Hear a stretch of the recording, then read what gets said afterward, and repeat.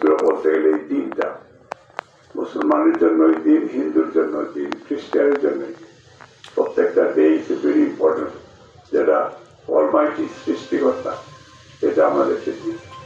এই দিনে আমি শপথ করে বলতে চাই যে আপনারা যদি আমাকে এবার বিএনপি সারা বাংলাদেশে এটা ওয়েস্টার্ন ওয়ার্ল্ডের বা পৃথিবীর বিভিন্ন দেশের চিন্তাবিদরা তারা রিসার্চ করে তারা বলেছেন যে এবার বিএনপি সরকার গঠন করে, বিএনপি সরকার গঠন করলে তারেক রহমানই প্রধানমন্ত্রী হবেন এই দেশে, এবং তারেক রহমান প্রধানমন্ত্রী হবে।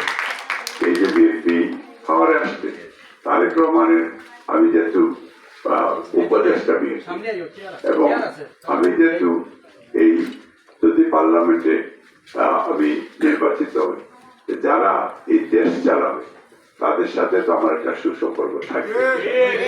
তখন আমি আপনার রাস্তাঘাট বলেন এবং এই যে মন্দিরের কথা বলেন, শ্মশানের কথা বলেন, কবরস্থানের কথা বলেন, আরো অনেক ডেভেলপমেন্টের বিষয় রয়েছে আমাদের।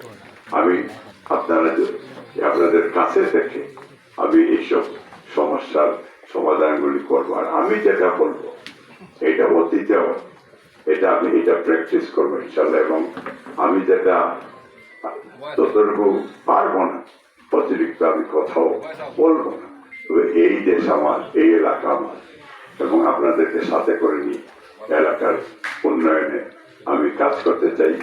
আর আজকের সভাপতি দাদা উনি খুব প্রবীণ আমাদের এলাকার মুরব্বী। আমি আশা করব যে উনার নেতৃত্বে আপনারা বুথ সেন্টারে সকালে আপনারা মুসলমান যারা আছেন ফজর নামাজ পড়বেন, হিন্দু যারা তারা তাদের পূজা শেষ করে অতকে দুপুরের আগে ভোটটা দিয়ে আসলে তখন রোদ্রের মধ্যে কষ্ট করে দাঁড়াইতে হবে না, এবং সাথে সাথে আমাদের দিদিদেরকেও নিতে হবে, বৌদিদেরকেও নিতে হবে, যাতে সবাই মিলে এবং এখানে আপনারা নির্দ্বিধায় নিঃসন্দেহে, বিকজ এই কোসাই যদিও একটা সিটি কর্পোরেশন আন্ডারে গেছে, কোসাই একটা ঐতিহ্য রয়েছে, দক্ষিণ সময় একটা ঐতিহ্য রয়েছে। এখানে কোনো ধরনের ভয়ভীতি কোনো কারণ নেই। আমরা সবাই মিলে একজনের পাশে আছি এবং একজনের পাশে থাকবো। আমরা সবাই মিলে ইনশাআল্লাহ এই সমাজ গঠন করবো। সবাইকে ধন্যবাদ। আল্লাহ আমাদের